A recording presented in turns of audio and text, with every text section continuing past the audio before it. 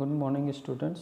आशा करता हूँ कि आप सब लोग स्वस्थ एवं सुरक्षित होंगे। पिछली कक्षा में हम लोगों ने महात्मा गांधी नामक नया टॉपिक शुरू किया था, जिसके अंतर्गत हम लोगों ने 60 में उनका जीवन परिचय और उनकी जीवन दर्शन के जो प्रमुख तत्व थे उनका अध्ययन किया था।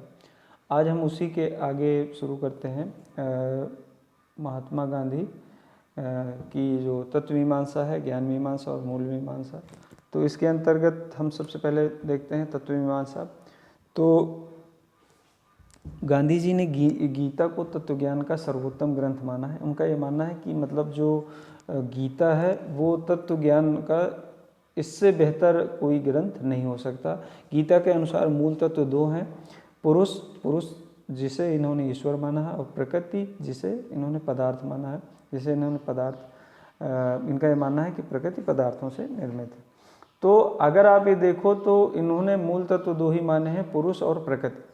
इसमें से ईश्वर को या पुरुष को श्रेष्ठ माना है इन्होंने, क्योंकि इनका ये मानना है कि जो ईश्वर या पुरुष है वो प्रकृति के कण कण में व्याप्त है, परंतु प्रकृति ईश्वर में व्याप्त नहीं है। इसलिए प्रकृति कहीं न कहीं पुरुष से निम्नतर है या ईश्वर से निम्नतर है।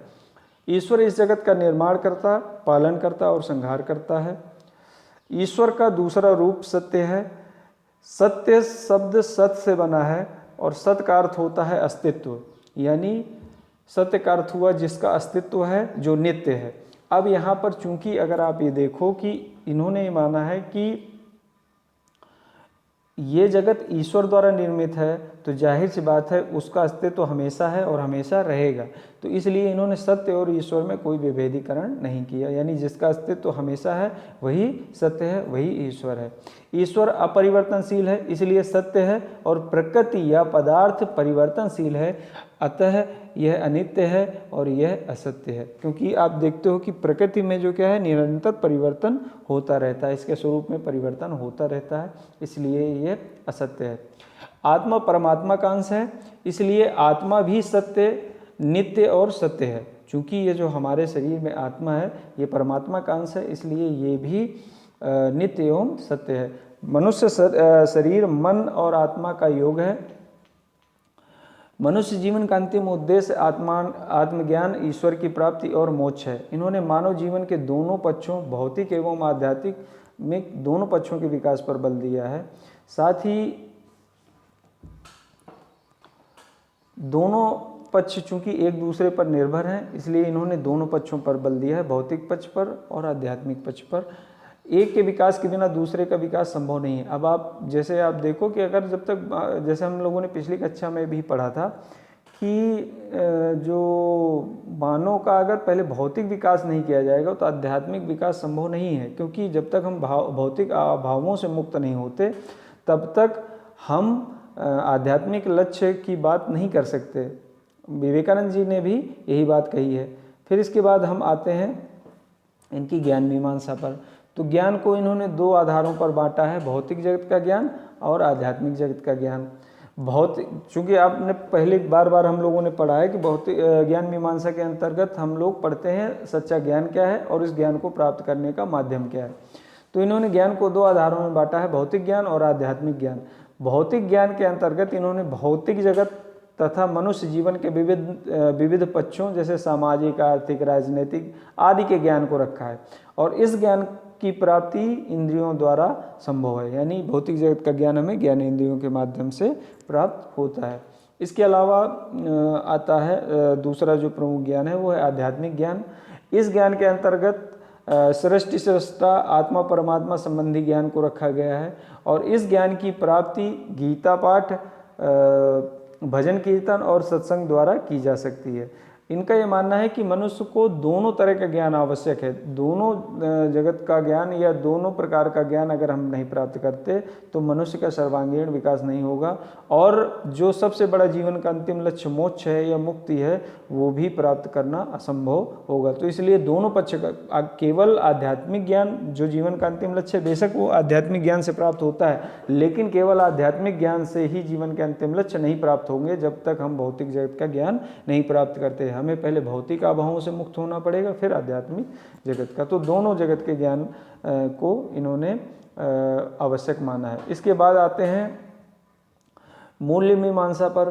तो मूल्य मीमांसा में इनका ये मानना है कि मनुष्य का जो शरीर है, मनुष्य को शरीर और आत्मा का योग माना है इन्होंने, और ये मानते हैं कि मनुष्य जीवन का अंतिम उद्देश्य सत्य और ईश्वर की प्राप्ति है। चूँकि आप जानते हो कि शुरू में ही तत्व मीमांसा में हमने पढ़ा है, आप हमेशा ये याद रखो कि जो दर्शन ये मानता है कि इस जगत की उत्पत्ति या इस जगत का निर्माण ईश्वर द्वारा हुआ है, तो जाहिर सी बात है उसके जीवन का अंतिम लक्ष्य हमेशा आप ये मानिए कि वो ईश्वर की प्राप्ति या मोक्ष या मुक्ति या आत्मानुभूति, अलग अलग नामों से हम जानते हैं, लेकिन सबका अर्थ एक ही है, तो वही होता है।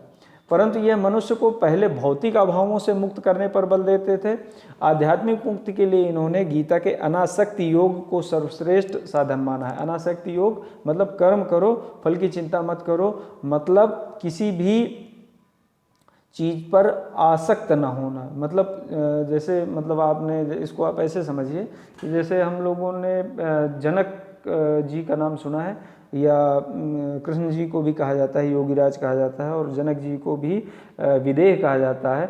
तो मतलब अगर आप ये देखो तो वो मतलब राजपाठ का संचालन करते हुए, गृहस्थ जीवन जीते हुए भी उनको विदेह कहा गया, यानी देह रहित कहा जाता था।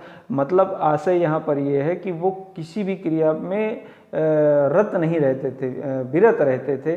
यानी अगर आप ये देखो तो उनका ये कहना है कि अनासक्ति मतलब किसी चीज़ पर आसक्ति ना होना, मतलब कर्म करना लेकिन उसमें आसक्त ना होना, उसमें लिप्त ना होना।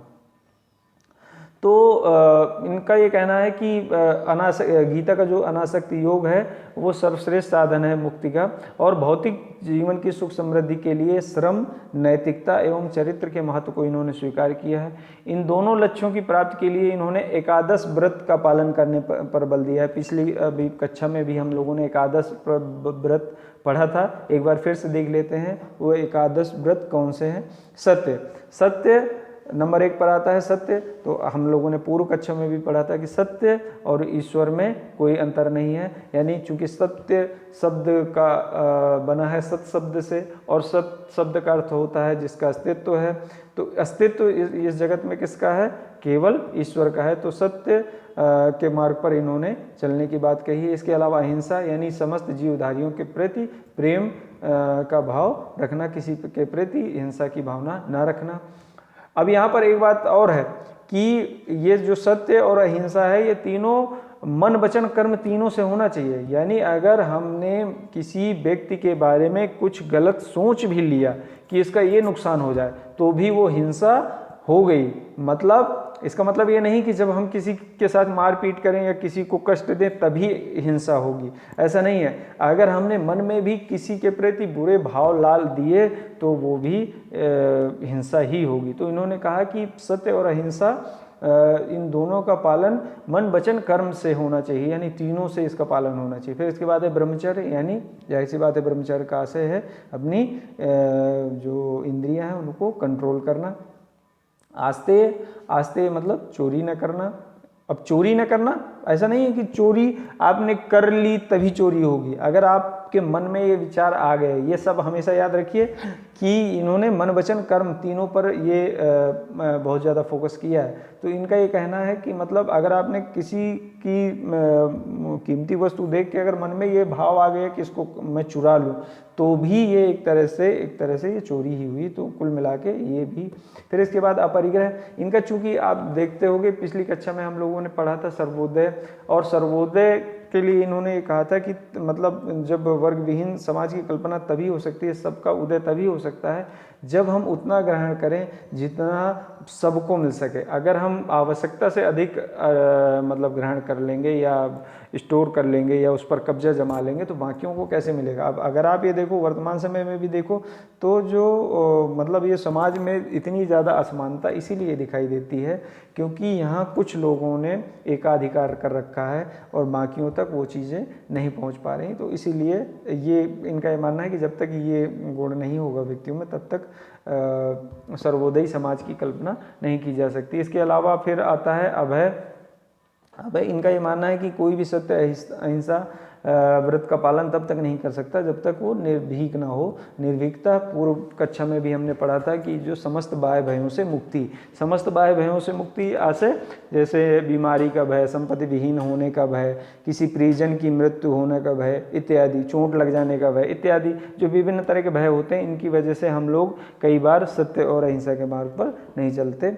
फिर इसके बाद है सर्वधर्म समभाव। सर्वधर्म समभाव से ऐसे यहाँ पर ये है कि सभी धर्मों के प्रति समान भाव रखना या सभी धर्मों के प्रति सम्मान का भाव रखना। इसके अलावा है विनम्रता। विनम्रता से ऐसे है अहंकार और क्रोध का त्याग। अस्पृश्यता निवारण यानी जन्म के आधार पर किसी को शूद्र ना समझना। अब यहाँ पर बात वही है कि जैसे हम ही देखें, अपने ही समाज को देखें, खैर ये केवल अपने ही समाज की बात नहीं है, सारे विश्व में ये रहा है। जैसे हम अमेरिका को इतना विकसित राष्ट्र मानते हैं, लेकिन वहाँ पे भी आप देखते हो दास प्रथा रही है। वहाँ पर भी श्वेत लोग अश्वेतों पर को दास बना के रखते थे। तो ऐसा नहीं है, जन्म के आधार पर शूद्र ना समझना। इसलिए इन्होंने ये कहा कि